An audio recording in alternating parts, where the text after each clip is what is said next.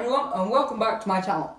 Right, today I thought it might be quite a good idea to talk about three of the best strikers in world football at the moment and their respective links to the Premier League. Right, first of all we're going to talk about Harry Kane. I think Kane is, well, he has been a pivotal player at Tottenham, of course he has. And it's no secret that he really wants to leave Tottenham in the sense that they haven't won a trophy. Obviously, he is a fan first, a player second, and really, who can blame him? They haven't won a trophy since 2008, despite being in a kind of a prime position to do so.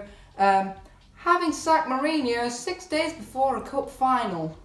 That's some interesting decision making. Right, so he's been taking an extended holiday for the last 3 days or so and looks set to miss the first game of the Premier League season for Spurs because he wants Daniel Levy to lower the price tag for him. Now, I think that, considering that Romelu Lukaku's price tag is around 130 million euros, which is about 100 million pounds-ish, it's just over, it's like 101, then Kane, because of the domestic player bias, because of the fact that he's the England captain, and because of the fact that he's so highly valued at Spurs, is probably going to be worth around 120 million pounds by Daniel Levy. There or here.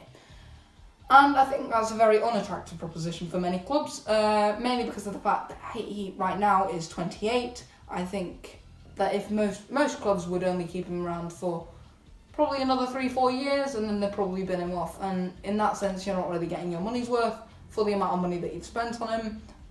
He could also be prone to injury at times, like he has been last season, where he's had the likes of Carlos Vinicius step into the striker role for him, and he's had to be rotated more often than not when after these injuries. I think as the years start catching up with him, then he could have this as a problem as well.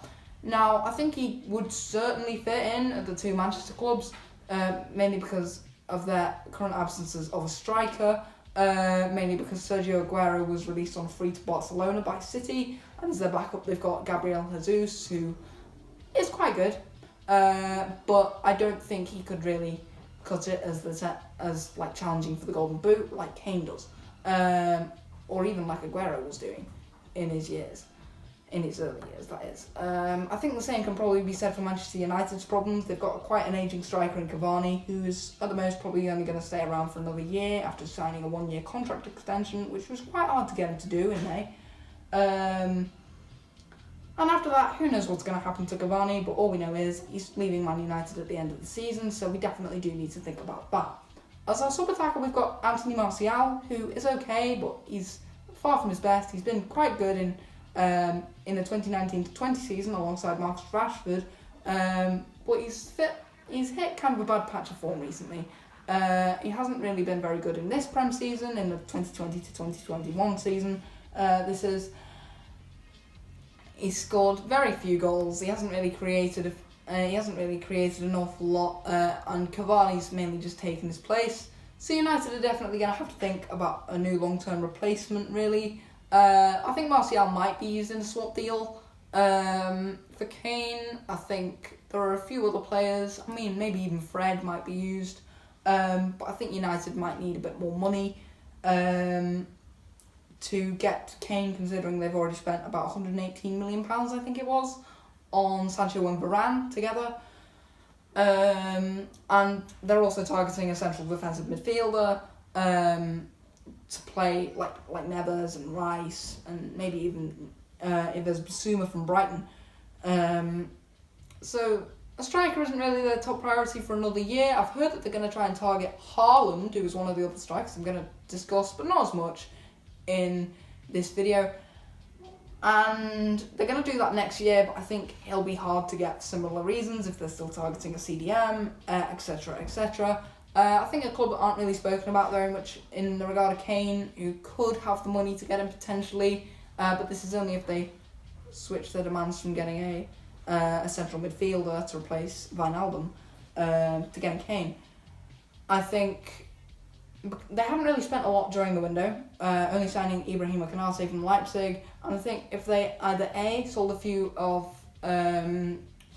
members of the squad that are just substitutes or rotation options, or would be decent options for other clubs, like let's say Xherdan Shaqiri, Probably comes to mind Divock Origi, who's currently priced at, I think, 20 million or so.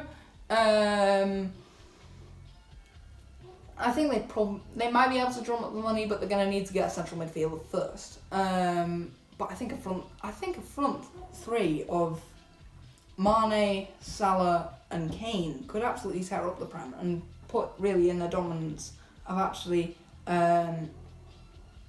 of winning another Champions League. I think they could do that with Kane. Next up, I'm going to talk about Romelu Lukaku a bit, because he is linked with a €130 million move to Chelsea from Inter Milan. I mean, he's obviously going to be linked with a big money move after winning Serie A. I think Inter Milan might be tempted with a swap deal.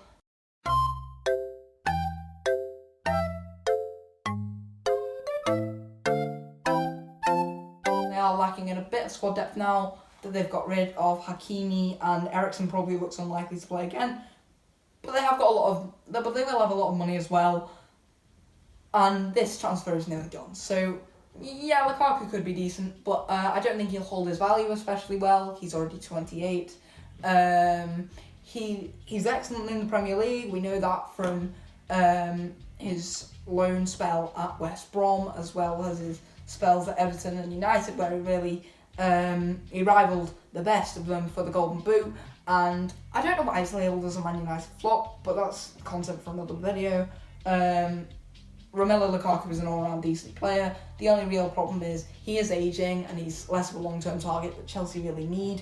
I think another area where Chelsea probably do need to strengthen is their defence, because not only is it ageing, but it also is prone to getting red cards, both for Christensen and Thiago Silva. And with Thiago Silva's imminent departure in, let's say, a season or so at the most, then I think they're definitely going to need to think about getting a new defender. And you might say to me, well, Joss, they have Fikayo Tomori. No, they don't. They sold him to AC Milan for 28.5. Well, Joss, they have Ethan Ampadu. They'll probably farm him on loan again to somewhere like Crystal Palace.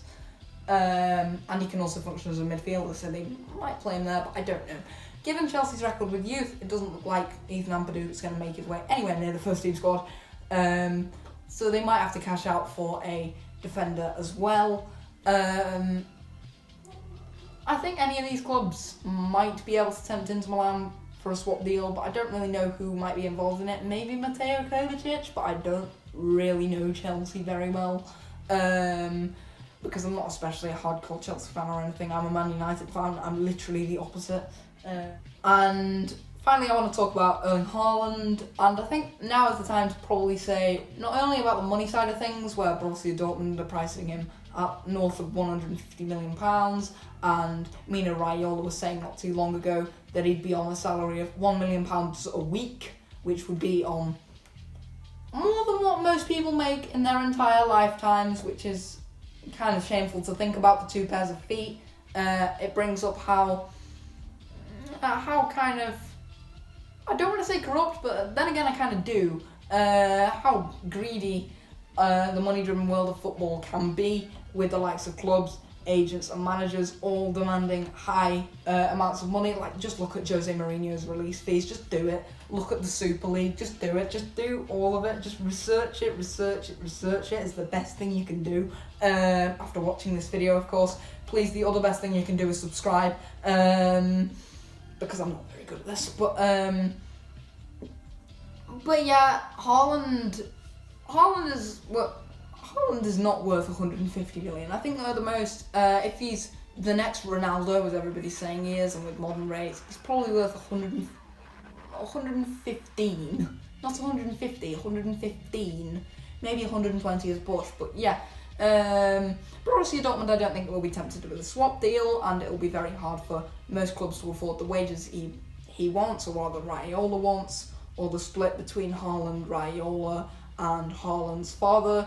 I think Haaland probably will go to the Prem, or at least wants to go to the Prem because his father played there. It's got some sort of sentimental attachment. He was born in Leeds. I think there are certain fluffy reasons like that that might tempt Haaland, other than the fact that money, winning the Premier League is literally one of the best things you can do. Regular Champions League football, a first team starting starting place and you actually have a shot of winning a league title apart from coming to second to Bayern Munich every year in the Bundesliga.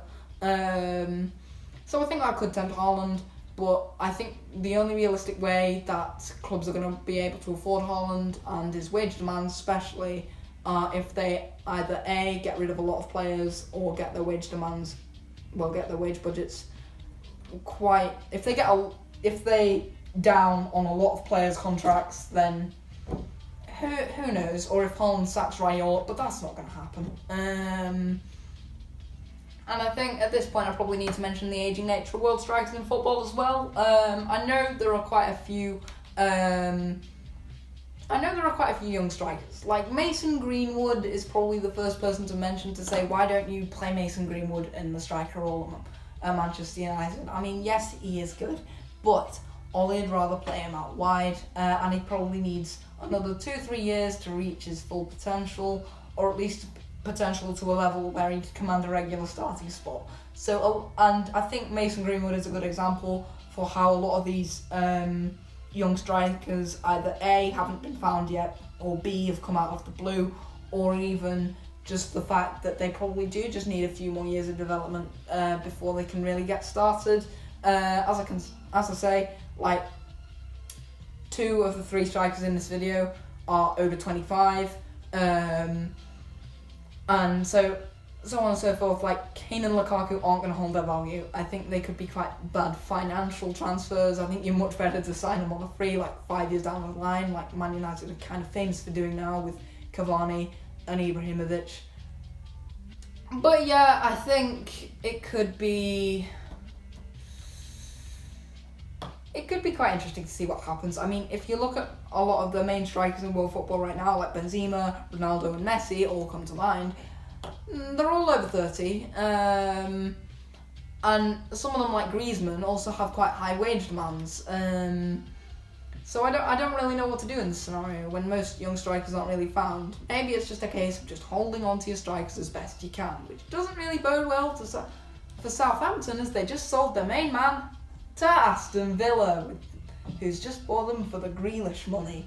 See, I knew it'd do them a favour. Right, anyway, enough of my incessant hooting and rambling.